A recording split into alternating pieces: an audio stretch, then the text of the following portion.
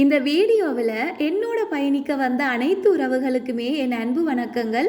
எல்லாருமே சாப்பிட்டு சந்தோஷமாக இருப்பீங்களன்னு நினைக்கிறேன். இதே சந்தோஷம் உங்களோட வாழ்நாள் முழுக்க வரணும்னு சொல்லி கடவுளை பிரார்த்தித்து கொண்டு முதல்ல வியாழக்கிழமை சம்பவத்துக்கு போயிடலாம். வியாழக்கிழமை எண்ணெய் காய்ச்சுவோம்னு சொல்லி மூலிகை வடகம் செஞ்சு வெயிலில் காய வச்சா கொஞ்சம் கூட இந்த வெயிலை காணவே இல்லை. இதுக்கு மேலே வச்சிருந்து சரிப்பட்டு வராதுண்டு ஒரு இரும்பு சட்டியில் எண்ணெயை காய்ச்சி எடுத்துட்டேன். எல்லாருமே சொல்கிற அதே பழைய கதை தான். பள்ளிக்கூடம் போகேக்க நல்லா இருந்த தலைமுடி எப்போ நாங்கள் பொருட்படுத்தமோ அப்போவே நாசமாக போயிட்டுது. முந்தியெல்லாம் இந்த காய்ச்சின எண்ணெயே வைக்க மாட்டோம். இப்போ பழையபடி அதே சங்கதிக்கு வந்துட்டேன். வியாழக்கிழமை உளுத்தங்கஞ்சி காய்ச்சுவோம்னு சொல்லி உளுந்து ஊற வச்சு நான் புதன்கிழமை புக்க வடை வாழைப்பழம் மோதகம் பஞ்சாமிர்தம்னு சொல்லி நிறைய இருக்கினபடியாக வியாழம் கொஞ்சம் லைட்டாக சாப்பிடுவோம்னு தான் இந்த உளுத்தங்கஞ்சி பிளான். ஒன்று இல்லாட்டி 2 மணித்தியாலம் ஊற வச்ச உளுந்த அதுக்கு முதல் நல்லா கல் இல்லாமல் பார்த்து கழுவணும். கழுவி கிரைண்டர் கப்பில் போட்டுட்டு 10 விதை நீக்கிய பேரிச்சம்பழம் நான் சேர்க்கிறேன். உங்களுக்கு தேவைன்னு சொன்னால் சீனி சர்க்கரை பெனங்கட்டி கித்தூள் இதில் எதண்டாலுமே சேர்க்கலாம். கொஞ்சமாக உப்பு மிளகு நற்சீரகம் போட்டு தேவையான அளவு தண்ணி விட்டுட்டு 2-3 தரம் சுற்றி எடுக்கணும். நாங்கள் முந்தியெல்லாம் காய்ச்சல் சளி தடிமன் மூட்டுனோ கைகால் நோண்டு சொன்னாலே உடனே எங்கட வீட்டை செய்கிற சாப்பாடு இதுதான். எல்லாருமே வடைக்கும் இட்லி தோசைக்கும் தான் உளுந்து பாவிப்போம். நாங்கள் கஞ்சிக்குமே பாவிப்போம்.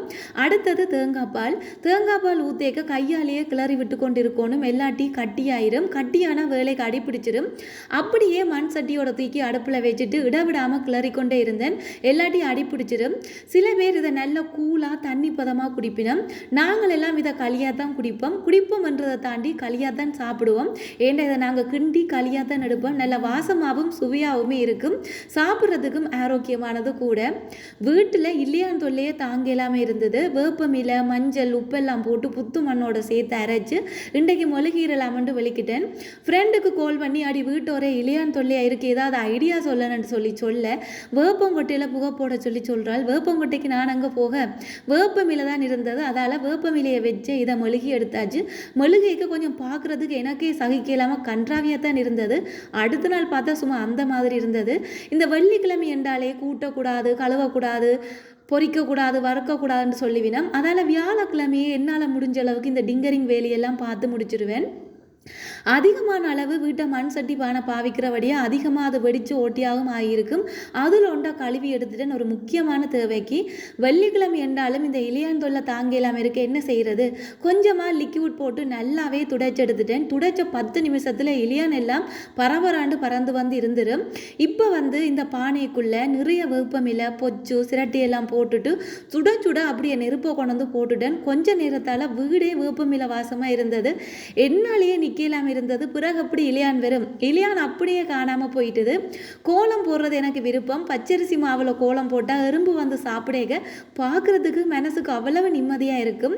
வெள்ளிக்கிழமை கடலை தான் காய்ச்சுவோம்னு சொல்லி காய்ச்சிறதா அவிக்கிறதுன்னு சொல்லி தான் பிளான். நிறைய உடுப்பு துவைக்க இருந்தது. அப்போ சரி வெள்ளிக்கிழமை கடலையை அவிச்சா மத்தியானம் அதுலேயே கடலைக்கறி வச்சிடலாமன்ட்டு சின்ன ஒரு ஐடியா தான். எனக்கு கடலைக்கறி வைக்கவும் தெரியாது. விடிய கோல் பண்ணி அம்மாட்ட இதுக்கான ஐடியாவை கேட்டுட்டு ஃப்ரெண்டுக்கும் கால் பண்ணி சின்ன டெக்னிக் எல்லாம் கேட்டுட்டு தான் இந்த முயற்சியில் இறங்கினேன். நல்லா ஊற வச்ச கடலையை கழுவி எடுத்து ஒரு மண் சட்டியில் போட்டு நல்லா நிறைய தண்ணி வச்சு எடுத்துட்டேன். இந்த கடலை சில நேரங்கள் அவியாது. நல்ல தணலில் விட்டால் தான் அவியும். ஃபுல்லாக எடுத்து மூடி போட்டு அடுப்பில் தூக்கி வச்சுட்டேன். நிறைய பேருக்கு இந்த கடலை அவியாமல் வர ஒரு பிரச்சனை இருக்குது. கடலையை அடுப்பில் வச்சுட்டு தேங்காய் சிரட்டியை உடைச்சு ஒரு சின்ன துண்டு அதுக்குள்ளே சேர்த்தா நல்லா அவியும். இது ஒரு ஐயர் சொல்லி தந்த டெக்னிக் தான். இதை செஞ்சால் உண்மையிலேயே நல்லா அவியுது. அதோட இந்த கத்தரிக்காயை வெட்டி பொரிக்கிற வேலையில் இறங்கிட்டேன். பொரிச்சு கொண்டு இருக்கேக்க வெளியில் நல்ல வெயில். கத்தரிக்காயை பொரிக்கிறதோ என்ன செய்கிறதுன்னு தெரியாமல் இருந்தது. காற்றுக்கு தேங்காயெல்லாம் டொபுக்கு கண்டு விழுந்து கொண்டிருந்தது. எல்லாத்தையும் பொரிக்கலந்து உரிச்செடுத்துட்டேன். வெயிலாக கத்தரிக்காய் கறியான்னு யோசிக்கேக்க கத்தரிக்காயை பொரிச்செடுத்து ஓடோடி போய் உடுப்பெல்லாம் துவச்சி வச்சுட்டேன். இந்த வெயிலுக்கு காய விடாட்டி உடுப்பெல்லாம் ஒரு மாதிரி புளிச்சு மணக்கும். கன்றாவி. இதுக்கு இந்த உடுப்பை துவைக்காமையே போடலாம். அப்படியே எல்லாத்தையும் காய வச்சுட்டு கொஞ்சமாக நானும் ஒரு பெரிய மென்சி என்ற பேரில் இந்த தோச்சு கழுவி காய வச்சுக்கிற தட்டுமுட்டு சாமான் எல்லாத்தையும் கொண்டு வந்து வீட்டுக்கு வச்சுட்டேன். கழுவி காய வச்ச பொருளாக இருந்தாலுமே ஒரு மாதிரி அதுக்கு மேலே கொசு இலியான் எல்லாம் பறக்குது. வீட்டில் எனக்கு கொஞ்சம் ஃப்ரீ இருக்கேக்க நான் வாங்குன்னு இப்படியே நடந்துருவேன். இப்பயாச்சும் கொஞ்சமாக இதுக்குள்ளே டைமை போடுவோம்னு சொல்லி சாக காய விட்டுட்டு அப்படியே இருந்து தேங்காய் திருவிட்டேன். சுத்து திருவலையில் திருவுறது தான் எனக்கு பிடிக்கும். கொஞ்சமாக நல்லாவே அந்த புகையை வெற பண்ணி போட்டு தொட்டி கழுவோம்னு இறங்கியாச்சு. இன்றைக்கு வந்து தனி குளோரின் போட்டு ஊற விட்டுட்டு சனிக்கிழமை தான் கழுவுற பிளான். யாருக்காவது இந்த குளோரினை தவிர வேறு ஏதாவது செஞ்சு தொட்டி கழுவலாம்னு தெரிஞ்ச ஒரு ஐடியா சொல்லுங்க. குளோரினை போட்டு கைகால் எல்லாம் ஒரே அரிக்குது. குட்டியான ஒரு வீடியோ தான் நான் உங்களோட ஷேர் பண்ணணும்னு நினைச்சேன். இன்னொரு வீடியோவில் சந்திக்கிறேன். நன்றி.